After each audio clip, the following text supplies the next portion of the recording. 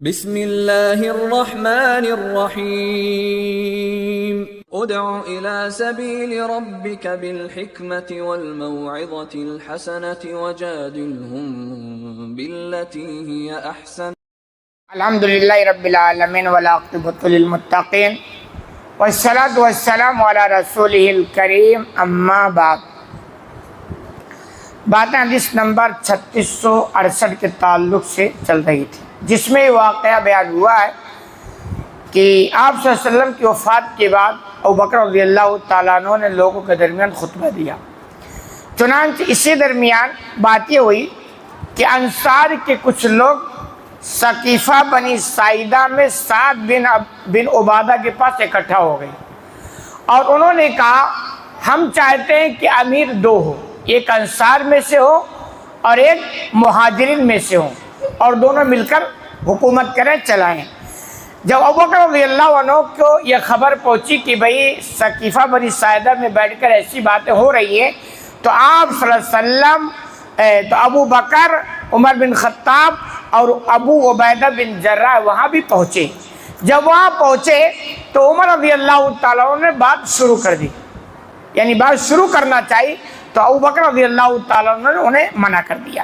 چنانچہ ابو بکر نے جب منع کیا تو وہ خاموش ہو گئے، لیکن بعد میں وہ کہا کرتے تھے وَقَانَ عمر یقول، عمر کہا کرتے تھے وَاللَّهِ مَا أَرَدْتُ بِذَلِكَ إِلَّا أَنِّي قَدْ حَيَّأْتُ كَلَامًا قَدْ أَعْجَبَنِي، کہ میں نے ایک خطبہ تیار کیا تھا جو مجھے بہت پسند تھا اور میں اسے بیان کرنا چاہتا تھا۔ وہ کہہ رہے اس محفل میں میری خواہش تھی کہ میں کچھ سناؤ، لوگوں کو واعظ و نصیحت کروں، اور پہلے سے میں تیار کر رکھا تھا۔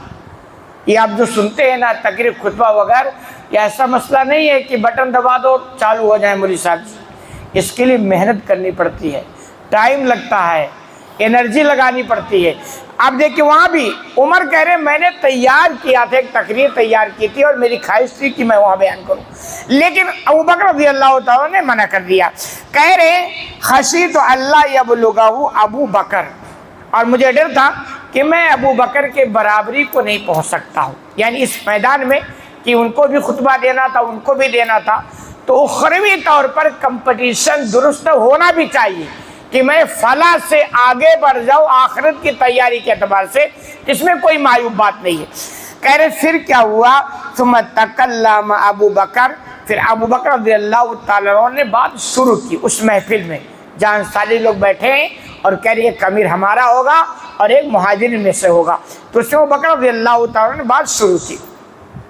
وَكَانَ، بات شروع کی، فَتَقْوَى بَلَغَ النَّاسِ، اور بہت بلیغ بیان دیا، بلاغت کے ساتھ بات رکھی۔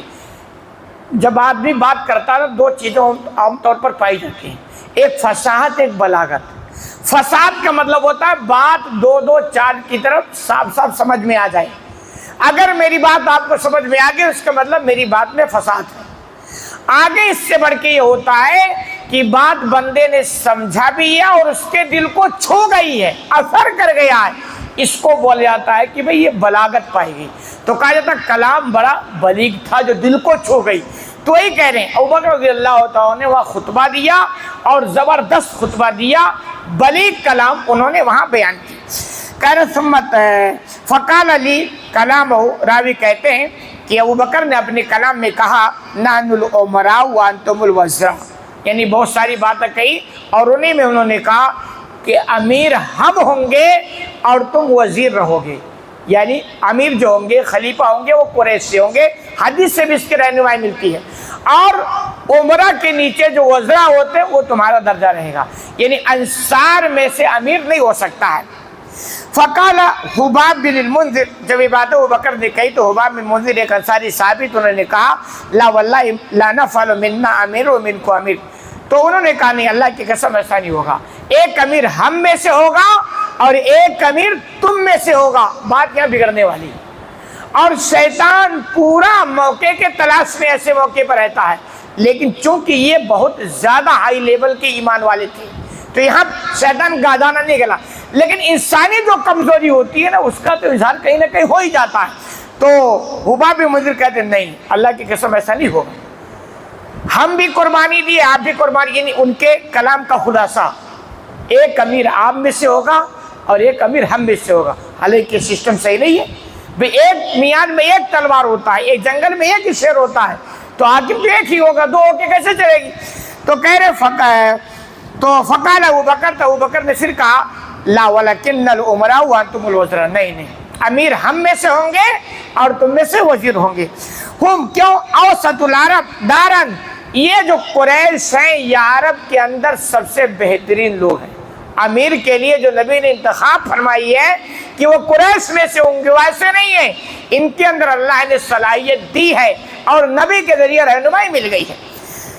وَعَرَبُهُمْ أَعْصَابًا، اور مکہ جو ہے، ان کا جو گھر مکہ ہے، وہ مکہ بھی عرب میں ایک دم بالکل بیچ سینٹر میں ہے، اور کہا جاتا دنیا کے بھی سینٹر میں بھی مکہ ہے، یعنی مکہ جہاں لوگ کھچ کے حج عمرہ کے لیے جاتے ہیں، دنیا کے سب سے بیچ سینٹر حصہ ہے۔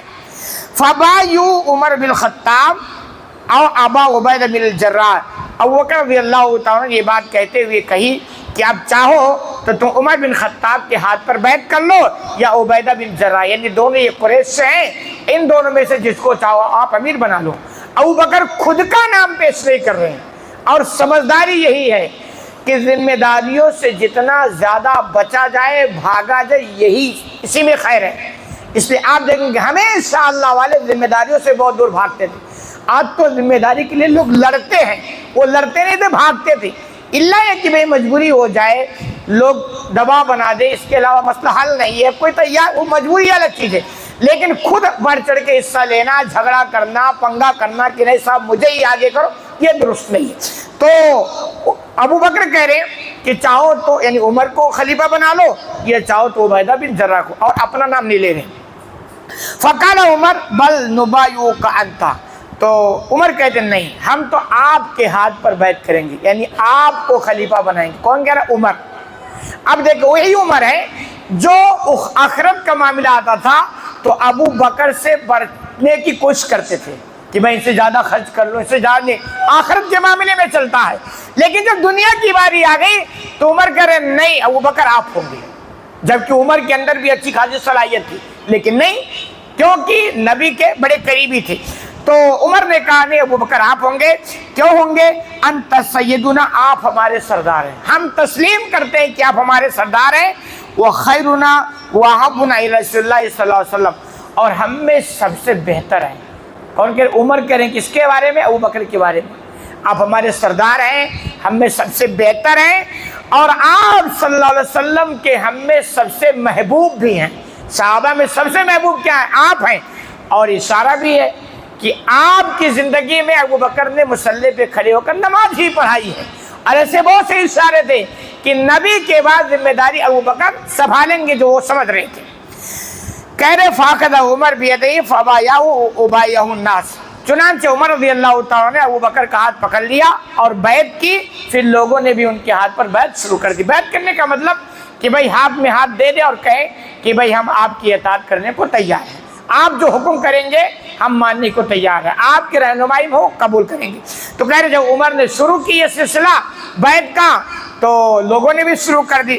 فقال قائل قتلتم سعد بن عبادہ، تو کسی کہنے والوں نے کہا کہ تم لوگوں نے سعد بن عبادہ کو ہلاک کر دیا، قتل کر دیا، نہیں ہلاک کر دیا۔ کیوں؟ کیونکہ سعد بن عبادہ ہی وہ صحابی تھے جو کہہ رہے تھے انصاری میں سے دو ہونا چاہیے، ایک مہاجرین میں سے ایک انصار میں سے، تو چونکہ یہ بات بنی نہیں، یہ بالکل مطلب چونکہ ان کی سمجھ کی بات تھی، بھائی سمجھ میں اختلاف ہو سکتا ہے، لیکن آپ دیکھیں اس کے بعد انہوں نے بغاوت نہیں کی ہے، کوئی حربہ اختیار نہیں کیا۔ کیوں؟ بھائی ہمارے سمجھ نہیں آ رہا، کوئی بات نہیں، ہم سائلنٹ ہو جائیں گے۔ لیکن جو بڑے بڑے صحابہ فیصلہ لے انہیں کے چلے گی، رہنمائی بھی ملی۔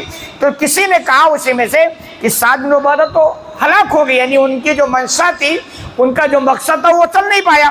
فقال عمر قتلہ اللہ، تو عمر نے کہا اللہ نے ان کو ہلاک کیا، ہم نے ہلاک نہیں کیا۔ یعنی یہ مطلب ایک انسانی کمزوری جو ہوتی ہے، جو ظاہر چیز آتی ہے اس ظاہر پر ظاہری جملہ بھی آتا ہے، لیکن اندرونی حالات اندر اور باہر سے بھی صحابہ کرام کو آپس میں بڑی محبت تھی، کسی کا کسی سے کوئی یعنی دنیاوی طور پر یا دینی طور پر کوئی اختلاف غلط فہمی کی بنیاد پر ہو سکتا ہے، یہ ہے، لیکن ذاتی طور پر دنیاوی منفعت کے طور پر کوئی ان کے اندر چپکلیس اور بغض اور حسد نہیں تھا، اس سے وہ سارے کے سارے خالی پڑے تھے۔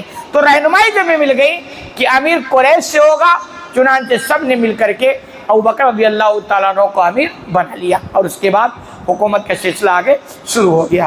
اللہ رب العالمین سے دعا ہے کہ الہ العالمین تو ہمیں کہنے سننے زیادہ عمل کرنے کی توفیق عطا فرما۔